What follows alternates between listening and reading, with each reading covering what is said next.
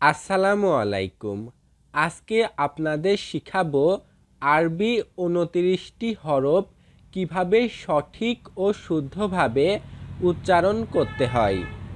এই আরবি হরফগুলো সঠিক ও শুদ্ধভাবে উচ্চারণ করতে না পারলে আপনি কুরআন মাজিদও পড়তে পারবেন না সঠিকভাবে। তাই আজ আরবি হরফের মাখরাজ ও সঠিক উচ্চারণ আপনাদের শিখাবো। প্রথমেই রয়েছে আলিফ। এই আলিফ কিভাবে উচ্চারিত হয়? মুখের খালি জায়গা হইতে উচ্চারিত হয় এই আলিফ। আলিফ। আপনারাও আমার সঙ্গে পড়ুন, আলিফ আলিফ। এরপরে আরবি যেই হরফটি রয়েছে সেটি হলো বা। বা।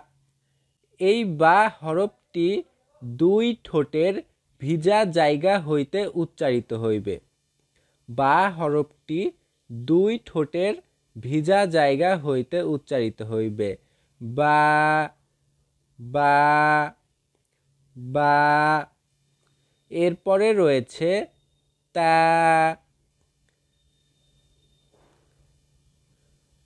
তা। তা। জিহ্বার আগা সামনের ওপরে দুই দাঁতের গোড়ার সঙ্গে লাগিয়ে উচ্চারিত হয় তা। তা। জিহ্বার আগা সামনের ওপরের দুই দাঁতের গোড়ার সঙ্গে লাগিয়ে উচ্চারিত হয় তা। তা। এরপরে রয়েছে সা। সা।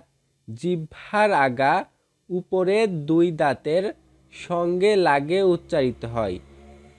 জিহ্বার আগা উপরের দুই দাঁতের আগার সঙ্গে লাগিয়ে উচ্চারিত হয় সা। সা। সা।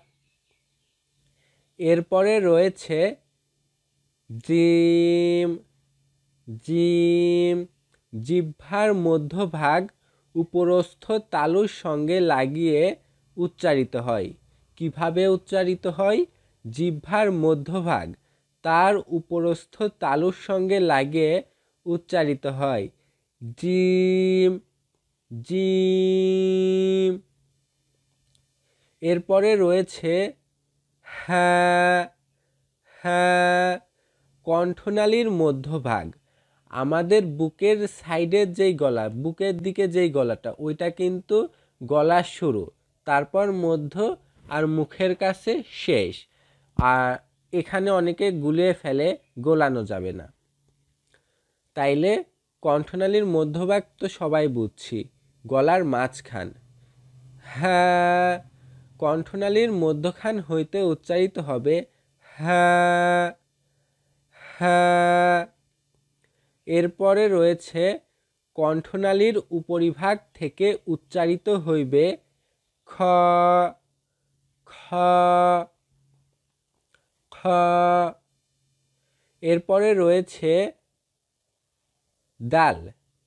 জিহ্বার আগা উপরের দুই দাঁতের গোড়ার সঙ্গে উচ্চারিত হয় দাল। দাল। কি করবেন আপনারা? জিহ্বার আগা সামনের ওপরের দুই দাঁতের গোড়ার সঙ্গে লাগিয়ে দিবেন। লাগিয়ে দিয়ে উচ্চারণ করবেন দাল। দাল। দাল। এরপরে রয়েছে জাল। জাল। এই জাল কিভাবে উচ্চারিত হয়? জিহ্বার যেই আগাটা, এটা সামনের ওপরের দুই দাঁতের আগার সঙ্গে লাগিয়ে দিবেন। জিহ্বার আগা সামনের ওপরের দুই দাঁতের আগার সঙ্গে লাগিয়ে দিয়ে উচ্চারণ করবেন জাল। জাল। জাল। এরপরে রয়েছে রা। রা। এই হরফটি উচ্চারণের মাখরাজ হলো জিহ্বার আগার পিছন অংশ তার উপরস্থ তালুর সঙ্গে লাগিয়ে উচ্চারিত হয়। রা কিভাবে উচ্চারণ করবেন দেখুন, আমারও ভুল হয়ে যাচ্ছে, তাই বেশি থেকে বেশি প্র্যাকটিস করতে হবে। রা, মুখটা গোল হয়ে যায় অনেকের, মুখ গোল করা যাবে না। রা রা রা, জিহ্বার আগার পিছন অংশ তার উপরস্থ তালুর সঙ্গে লাগিয়ে দিয়ে উচ্চারিত হবে রা রা। এরপরে রয়েছে যা। জিহ্বার আগা তার সামনের দুই দাঁতের আগার সঙ্গে লাগিয়ে দিয়ে উচ্চারিত হবে। কিভাবে উচ্চারিত হবে? জিহ্বার আগা সামনের দুই দাঁতের আগার সঙ্গে লাগিয়ে উচ্চারিত হয় যা যা যা যা। এরপরে রয়েছে সিন। জিহ্বার আগা সামনের দুই দাঁতের আগার সঙ্গে লাগিয়ে উচ্চারিত হবে।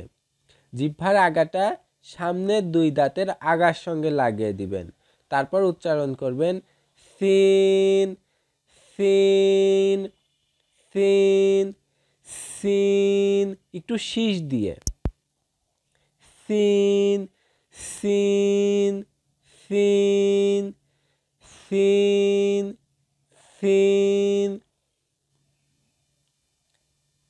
সিন সিন সিন। সিনের পরে এবার রয়েছে শিন। জিহ্বার মধ্যভাগ তার উপরস্থ তালুর সঙ্গে লাগিয়ে উচ্চারিত হয় শিন শিন শিন শিন শিন শিন। আপনারা বাড়িতে বেশি থেকে বেশি প্র্যাকটিস করবেন, তাহলে হয়ে যাবে।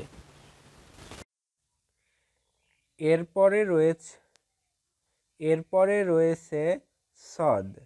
জিহ্বার আগা উপরের দুই দাঁতের আগার সঙ্গে লাগাতে হবে। জিহ্বার আগা উপরের দুই দাঁতের আগার সঙ্গে লাগিয়ে উচ্চারিত হবে সদ সদ সদ সদ সদ সদ। এরপরে রয়েছে দদ। জিহ্বার এক পাশের মধ্যভাগ তার উপরস্থ দাঁতের পাশের তালুর সঙ্গে লাগিয়ে উচ্চারিত হবে।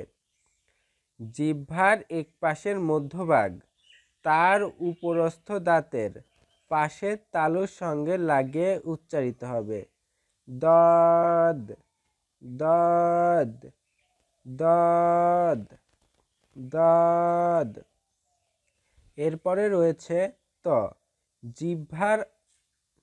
জিহ্বার আগা সামনের উপরে দুই দাঁতের গোড়ার সঙ্গে লাগিয়ে, জিহ্বার আগাটা উপরের দুই দাঁতের গোড়ার সঙ্গে লাগিয়ে উচ্চারিত হবে তা তা তা। এরপরে রয়েছে জ। জিহ্বার আগা উপরের দুই দাঁতের আগার সঙ্গে লাগিয়ে উচ্চারিত হয় যা যা যা যা। এরপরে রয়েছে কণ্ঠনালীর মধ্যভাগ হইতে উচ্চারিত হয় আইন আইন আইন আইন। কণ্ঠনালীর মধ্যভাগ হইতে উচ্চারিত হবে। এরপরে রয়েছে ফা।